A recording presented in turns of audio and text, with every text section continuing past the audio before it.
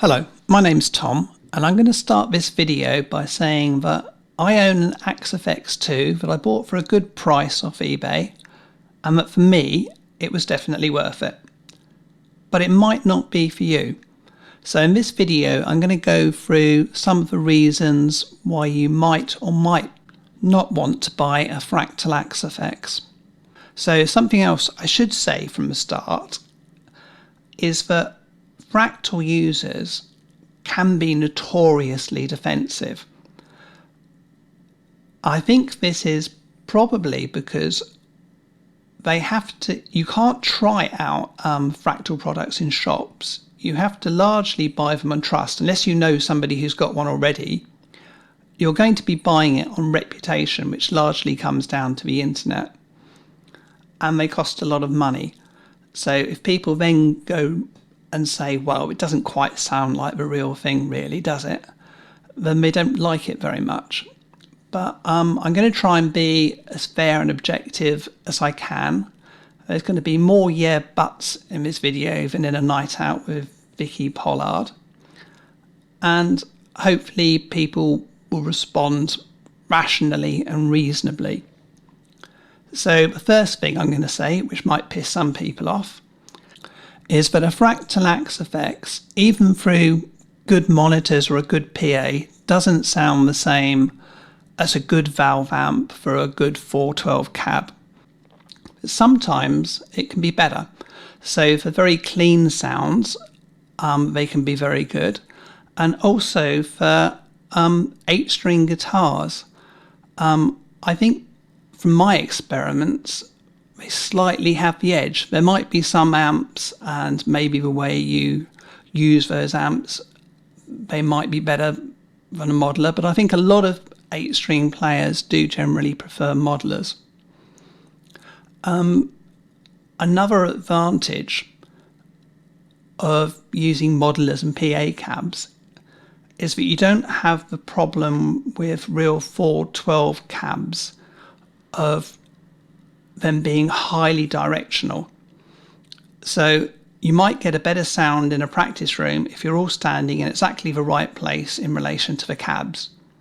But a lot of the time that doesn't happen. And if you stand right in front of, say, a 412 cab, it often sounds incredibly harsh and horrible. And there's also the issue of volume. So a lot of older valve amps basically sound rubbish unless you get them up really loud up to like drum level volume, which is incredibly impractical, not just for use at home, but often also for gigs. People don't want you playing that loud. So modelers do have a definite advantage in that way. And also, if you're traveling to gigs, especially if you're flying anywhere, you could take a modeler on with you. It would just be incredibly expensive to take full valve heads and your own cabs. It just really isn't practical unless you have a lot of money. So it does have to be said that a new Axe FX3 is expensive.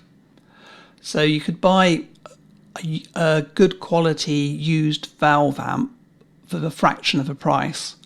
And then that obviously includes the power amp as well. So if you want to just use an Axe FX as a preamp and an effects unit, you will need to buy a decent power amp, and that's going to be expensive as well.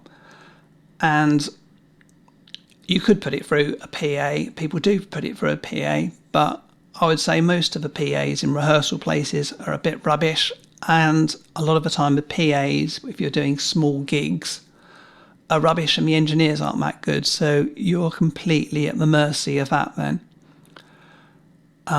You're also going to need a decent rack case for the Axe FX. You need to factor that in.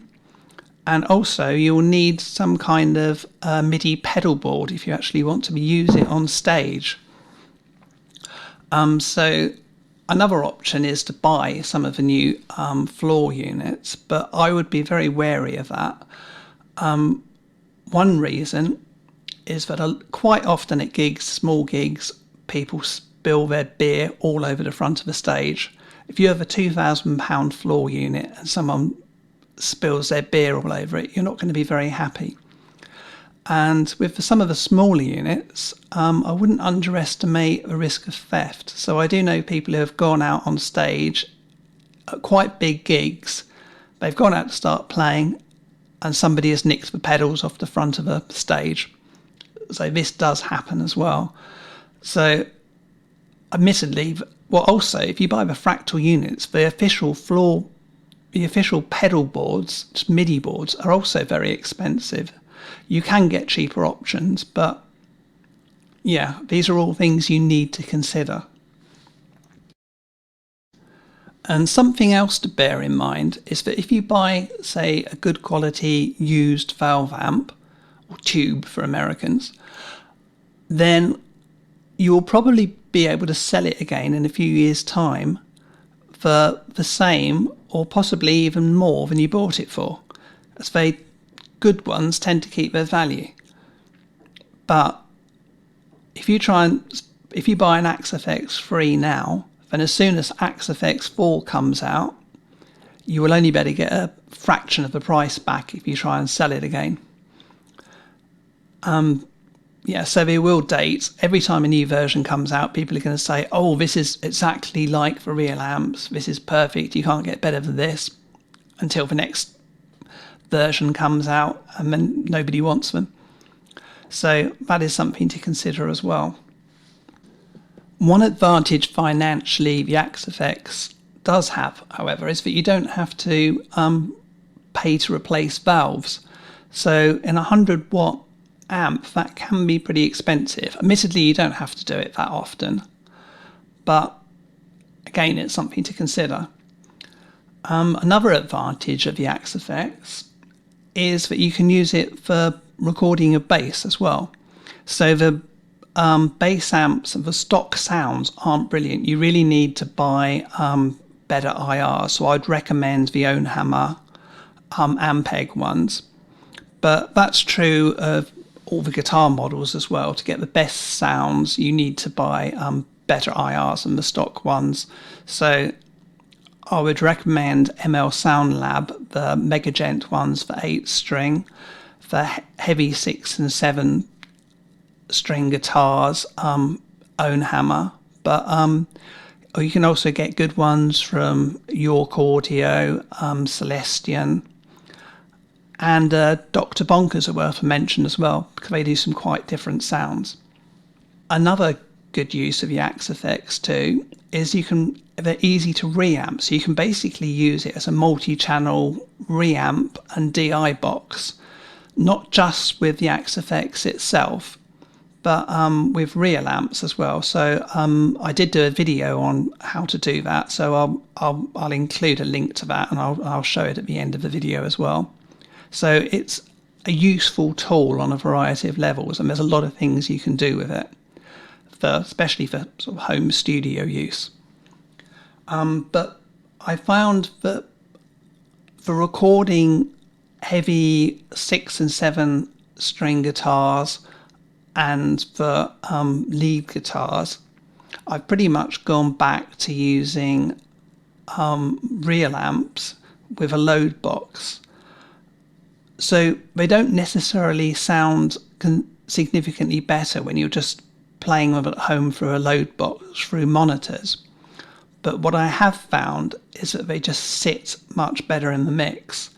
So when I recorded leads on the Axe FX, I would have to be doing a lot of volume automation to get it to fit in properly of the track, and it didn't always work that well. But when I used real tube amp, it just seemed to naturally fit in. And the same thing with heavy rhythm guitars as well.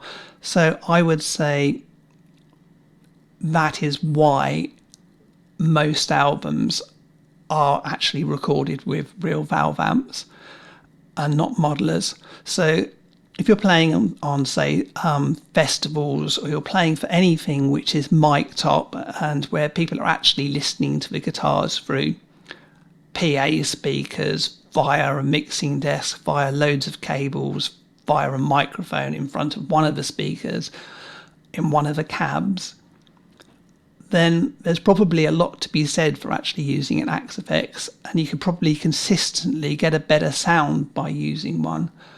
But for actually recording heavy rhythm guitars other than 8-string and for leads, I definitely prefer using a real tube amp. So I'm going to put some other links in at the end, see if there's anything else which might be useful to you. I'm sure lots of people are going to have lots of different opinions, so feel free to leave your comments below. And thanks for watching.